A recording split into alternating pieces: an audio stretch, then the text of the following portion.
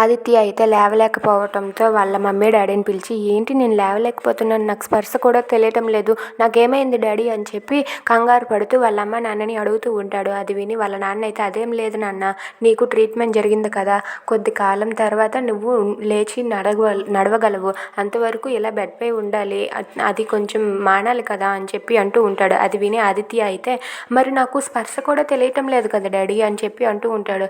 అదేం లేదు నాన్న, వాళ్ళు మెడిసిన్ ఇచ్చారు కదా, ఆ మెడిసిన్ కారణంగా నీకు స్పర్శ తెలియటం లేదు, కొద్ది రోజులు పోతే నువ్వే లేచి నిలబడి నడుస్తూ ఉంటావు, అంతవరకు అలానే ఉండాలి అని చెప్పి అబద్ధం చెప్తూ ఉంటాడు. అది విని సునంద అయితే తనలో తానే కుమిలిపోతూ ఉంటుంది.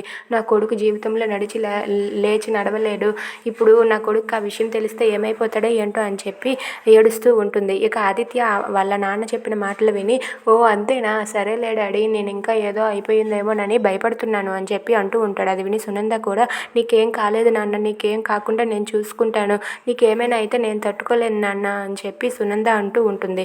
ఇక సునంద అలాగే వాళ్ళిద్దరూ కూడా ఆదిత్యకి ఏదో ఒకటి నచ్చచెప్పి ఆదిత్యని సంతోషపెడుతూ ఉంటారు. ఇక ఆదిత్య సరేలే డాడీ అని చెప్పి అంటాడు. Thanks for watching friends, please subscribe our channel. Thank you.